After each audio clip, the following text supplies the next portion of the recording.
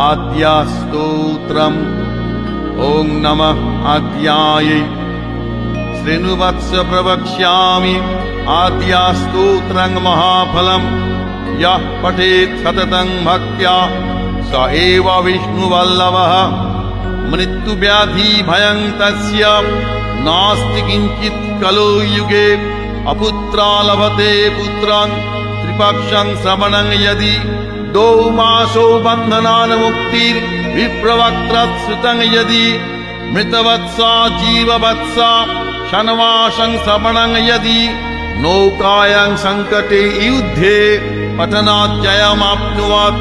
लिखित्वा स्थापयेत् गेहे नाग्निचोरभयं क्वचित्।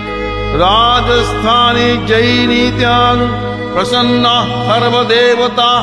ॐ ह्रीं ब्रह्माणि ब्रह्मलोके च वैकुण्ठे सर्वमङ्गला। इन्द्राणी अमरावत्यम्बिका वरुणालये यमालये कालरूपा। कुबेरभवने शुभा महानन्दाग्निकोणे च वायव्यं मृगवाहिनी। नैऋत्यां रक्तदन्ता च ऐशान्यां शूलधारिणी। पतले वैष्णवी रूपा सिंहले देवमोहिनी। सुरसा च मणिदीपे लङ्कायां भद्रकालिका। रामेश्वरी सेतुबन्धे विमला पुरुषोत्तमे। विरजा औड्रदेशे च कामाख्या नीलपर्वते।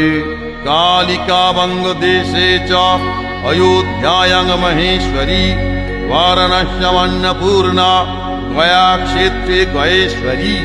कुरुक्षेत्रे भद्रकाली ब्रजे कात्यायनी परा। द्वारकायां महामाया मथुरायां महेश्वरी। सुधात्वं सर्वभूतानां बेलात्वं सागरस्य च। नवमी शुक्लपक्षस्य कृष्णस्य एकादशी परा। दक्षस्य दुहिता देवी दक्षयज्ञविनाशिनी।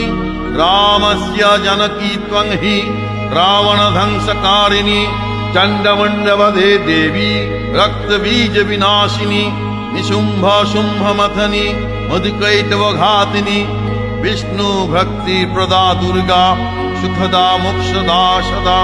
आद्यास्तवम् इमं पुण्यं यः पठेत् सततं नरः।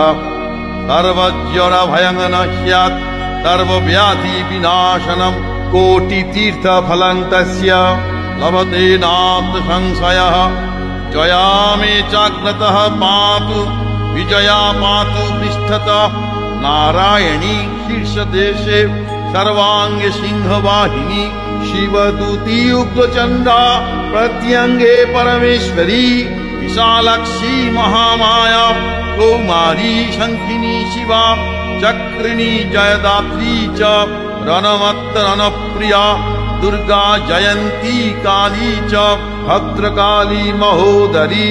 नारसिंही च वाराही सिद्धिदात्री सुखप्रदा। भयङ्करी महारौद्री महाभयविनाशिनी। इति ब्रह्मयामले ब्रह्मनारद संवादे आद्यास्तोत्रम्।